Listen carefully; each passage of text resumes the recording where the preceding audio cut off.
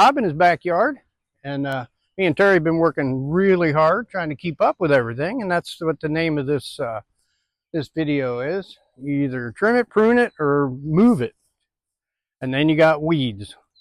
So it's amazing. This spring we've had more rain than ever, and everything. You know, you always say your garden's growing like a weed. Well, ours is growing like a weed, and our weeds are growing like a weed. So we're constantly trying to keep up.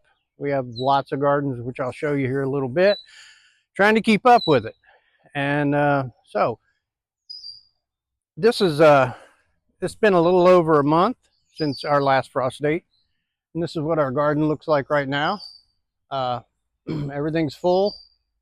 We did one thing you have to pay attention to when we've it's ridiculous, but we've had over 50 inches of rain this spring, and everything is wanting to bolt. If you don't know what bolt is, when a plant goes to seed, it's trying to reproduce. So if it gets enough rain, and which I don't know how it's doing because it doesn't get enough sun. We haven't had a sunny day forever, so but everything wants to bolt. When we walk around, we pulled most of our lettuce, which we hope would last longer. We pulled our onions, our walking onions, our bulb onions, our candy onions, and even our bag of our potatoes yesterday. And they're just not, garlic usually big, but they're not even showing bulbs, but they're already putting their scapes. That's the little thing in a garlic that comes out and it twists and has a little point on it. You can eat them, by the way. And so everything's trying to go to seed. Well, if you don't get them in time, then you're going to end up with, and especially as much rain as we have, we're going to have either rotten potatoes or rotten onions, rotten garlic. So they're going to rot right in the ground. So you have to keep up with that. You got to keep up with the weather. Keep on your garden every day. Just come out and look at it and go, well, the necks of this garlic are a little soft. Well, that's the first sign that they're getting soggy, and then they're going to rot. So when you look at the rest of the garden, when you have a big plot and you put all these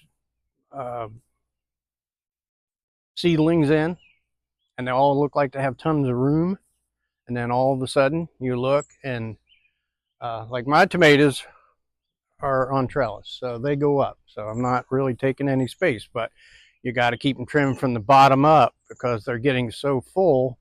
You want them to get airflow, you want them to get more sunlight, and on the other side, our potatoes are just kind of hanging in there. They're not big and huge like normal years, and we don't know if that's because of the rain or just, it's hard to tell. I mean, it's hard to tell. Every year is different. So if you go, well, I'm going to pick potatoes in June and I'm going to do this, and it doesn't work that way. You just have to keep up on it. Everything else, I don't know if you can see. I'll show you here in a little bit. Our peas are going up. No, peas. No, beans. Never get that straight. Our beans are working up our trellis, and they're doing fine. Our squash are coming up. Everything's coming up, but you just got to be right on it. You got to keep up on the weeds. Thing with our gardens, they're little squares, rectangles or triangles or whatever. If you have a half hour, you come out and weed one square, which doesn't take much in no dig because we don't get a whole lot of weeds. I mean, we don't get giant weeds. Our Johnson grass is totally gone out to the field. But we have a giant maple here, and we have little maple trees growing all the time, and they'll grow in your rain gutter, they'll grow everywhere. So you have to be you have to weed, and you try not to disturb the soil. You try not to disturb the plants that you're growing, but you got to keep the weeds away, because they're going to take the moisture, they're going to take the sunlight, they're going to take the nutrients, and you want to get all you can get to your plants. On the other side, we have borage, which is a great pollinator, which we have not been blessed with bees yet this year. I'm not sure. Climate change is had its way right now, so we haven't had a whole lot of pollinators. So we're really kind of worried about our squash and all the other flowers that need bees to pollinate. So, but we planted one there last year, and now we have 1, 2, 3, 4, 5, probably 10 right there. So if you don't want them taking over your garden, you either got to chop them or prune them, or you got to move them. Now, I'm not one to thin mosquitoes. I'm not one to thin things out. Oh yeah, let's make a row of seed. Just sprinkle them in there and then thin them all out. I'm one that I want to put one seed in, one seed in, one seed in, one seed in, and when they all come up, they all come up. I'm using them all. I'm the same way with that. Borage is going to go, one of them is going to go in that garden over there, and we're going to move one into the arch garden over there. They're God's gift. And, to just go, well, I'm tired of that, so you got to keep them under control. This one in the front, which, I guess I'm kind of in the way, is a wildflower garden. And these are wildflowers in the tub, and then wildflowers in the front, which have done really well. And then when we go back to our 4 square foot garden, it's full. And we're going to plant, you have to constantly rotate in your garden. There's all kinds of creatures out there that'll come and eat like vine borers and all kinds of beetles and all kinds of pests.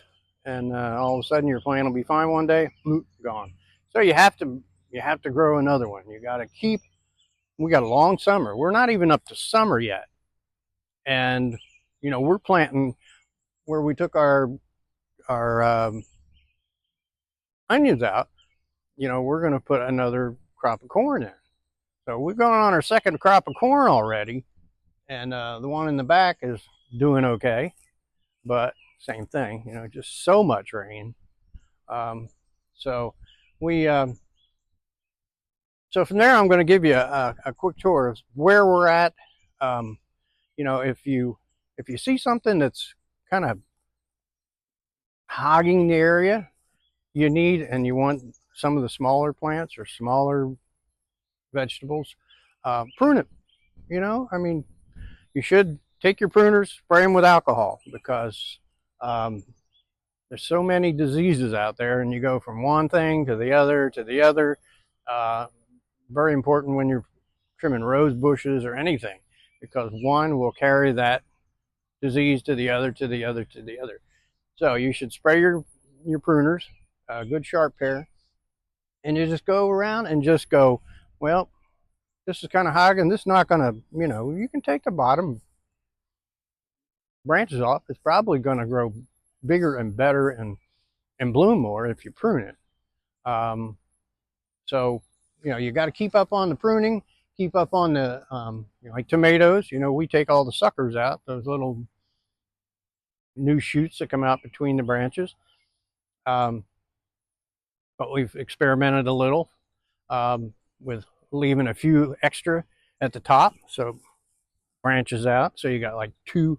You want to get 1 stem and then up. So we're going to go 2. So maybe we get double tomatoes, maybe we won't. So, but other than that, our sunflowers are looking good. If the deer visited us 2 weeks ago and ate all of our sunflowers off. Um,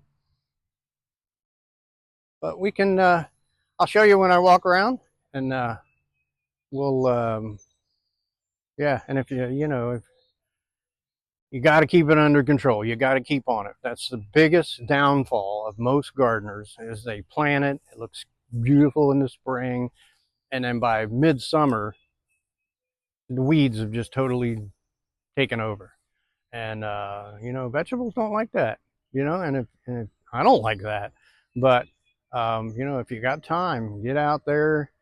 We have probably 20 gardens here that we have to keep weeded, and but um, weeding is good therapeutic for me. I love to weed, so I'm one of the few probably. But um, so we'll uh, we'll cut it there, and I'll give you the walking tour, and see if we can give any insight on anything else. So, all right, and say later, later.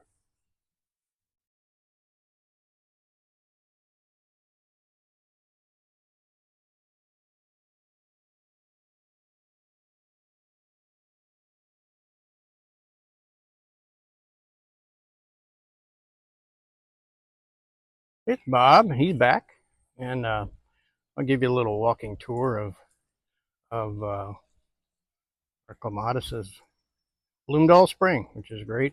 Our fish are loving it. Um, our hydrangeas that we just planted, we had one in there. A good friend, um, Laura, gave me. She was digging up some, so we uh, we took advantage of that. Um, this is one of our highlights of our garden. Um, is the bee balm.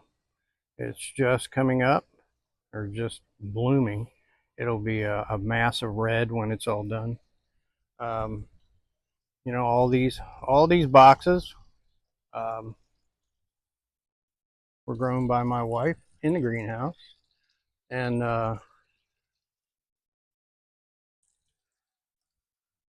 zinnias are so fun, and they're looking real good. This is our sweet potato that we made our slips out of, and then we just put it in the pot. Uh, Angel wing. It's a house plant, but loves it out here. Mandevilla blooming. This is my favorite. It's only got 2 blooms you can see, and black-eyed Susan vine. Nasturtiums are coming up great, and snapdragons. Got some red yarrow, looking beautiful. Um, I'm surprised you can hardly see it, but the sedums in that log are doing real well. I'm surprised as wet as it is. Uh, Fuchsia, and ignore my pool hose in the background. When you put rain in your pool every single day, which is full of nitrogen, uh, makes it tough. Um, Sorry for going so fast. It's our 4 o'clocks. They're coming along just great. Just starting to bloom. They will be a mass of colors, and they are all colors. So, herb garden looking pretty good.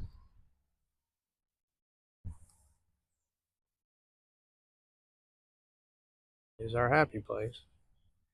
Um, these are the butterfly bushes. This is our butterfly garden. Um, Not as big as other years, but they'll we're kind of got to where it's getting too big anyway. So we moved a few, which is part of what I'm trying to teach you. This is a climbing morning glory. No, a climbing. Yeah, this is a climbing milkweed, and we're hoping that we're going to help the butterflies. It's starting to bloom right now, which is we've never let it go this big. I usually cut it down until I start reading about it. These are real black-eyed Susans here. Dahlias and zinnias. You want something easy to plant? Get a pack of dahlias and a pack of zinnias, and you'll never be without wild blueberry. This is our new pear tree. I don't know if I said that in the last video, and this is still the petunias that were in the greenhouse that made it through the winter. They're still going. Everything's looking good. Our cherries came, bright red, beautiful. Went on vacation to Florida for a week, came back, not a cherry on it. Our peaches were looking good until the hail came, knocked them all off when they were babies. So, one of our failures and some successes. This is popcorn in the distance right there. It's doing okay, but our strawberries did wonderful this year. They're way too thick. I really got to get in here and thin them all and give a million more away. Our fig tree came back. We're real happy with that. I guess it dives back all the way to the ground. All right, anybody not many of you watched my last video on kid gardening, but this is our kids garden. And we harvested radishes yesterday, and our potatoes are coming up good. The beets are looking good. The cantaloupe, cucumber's looking good. And the lettuce, some of it's going to have to be moved. So, and our zinnias on this side, a couple onions, and our peppers buried there. So this is one of them ones I'm going to have to prune or move. So, as you can see, our blackberries are loaded this year. They are just going to be a million of them. Over here's our sweet potatoes. These are our purple sweet potatoes. We went to Hawaii and got to try them for the first time and loved them. So it wasn't easy finding one to make slips out of, but it worked good. Grow bags are still doing good. Got a few nice onions, brassicas, cabbage, broccoli, all that. Just absolutely eaten up. It doesn't matter where you put them or what you put over them or whatever. The darn little butterflies get in there. And see, our potatoes are slow moving. I don't know. Maybe it's just lack of sun. But our tomatoes are doing good. There's lots of tomatoes on there. And the only two we have problems with is two new ones we started this year called New Yorkers. And it looks like they got some kind of, so we're going to have to either prune them all the way back or get them out of there. Carrots are looking really good. Our cabbage we're trying to save from the caterpillars. Giant marigolds. This is our, this is where we had the all the onions. So we're going to plant corn and probably some more squash. Got antelope, more carrots. This is the garlic we still have left. These are, well, we thought they were scarlet runner beans like we did last year. Took them out of the pack. They had purple flowers. I'm not sure what's going on there. These are sugar snap peas or snow peas. And they've fed us quite a few meals so far. Because you can eat the pod and all. Great and stir fry. But they got so big I had to put a trellis in the way. These are our peppers. They're finally starting to get some heat. Peppers love hot. So, and it just hasn't got hot. Our pool was still at 75 degrees. That's a cold swim. Uh, bush beans are grapes after they got pruned by the deer. Um, celery. Celery's loving this wet, which, you know, celeries, I guess, love that. So, and if I can show you a picture of a little custard squash, looks like a little, they're going to be great. They're doing real good. These are some extra tomatoes, early girls we had, and some Romas, and they're way too close and way too crowded. So I gotta thin on them. Um, this is we're working on getting this one all ready. Um, we've got a rhubarb and all that kind of stuff. But out there we have more squash and going wild. Farmer's going to be nuts when it's all over his field. And then we've got corn that's already tassel. So, not sure. I mean, look, this one's actually got corn on. Raccoons got to it already. First time I saw that.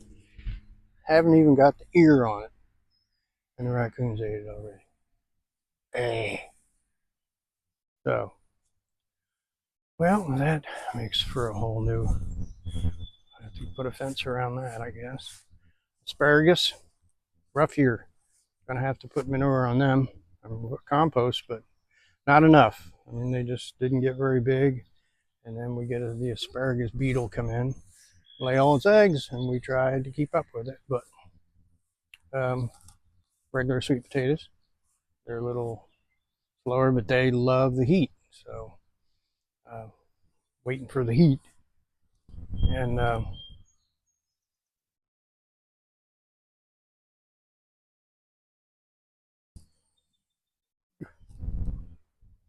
blossoms, I don't know if you're familiar with them. They came up. Somebody gave them to me years ago, and they got them in the front yard. Now I got them in the backyard. Now I got them in the garden. And it's funny, our compost is even growing things. We've got potatoes, and we've got a elephant ear, and we've got a pineapple in there somewhere. So, you know, when it's wet enough, anything can grow, I guess. And our big grapes took a rough time. I thought we lost them all. And we got a couple sunflowers way up there. And we got more beaners and cucumbers over here.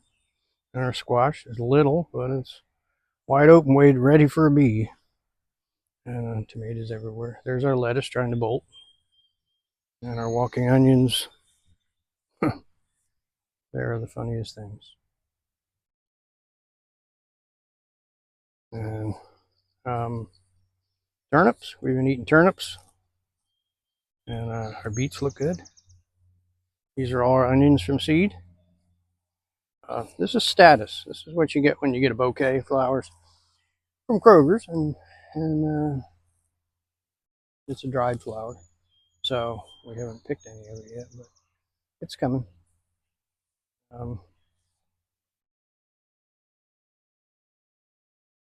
More beets. This is our borage that I'm going to have to control. It's taking over everything. And back to the beginning. So we'll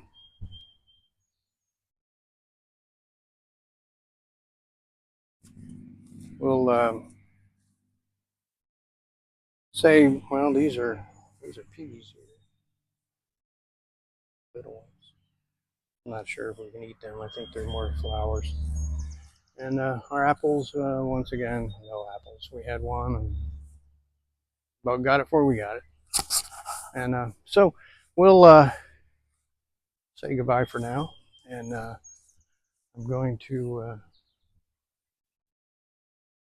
try to get another video out pretty soon on how to I'm going to try to get another video on how to survive your garden when it's 50 inches of rain. I know we've had more than that now because we had 57 last week. So totally insane. We're in the tropics now, Kentucky in the tropics. So, alrighty, from there we'll say later. Later.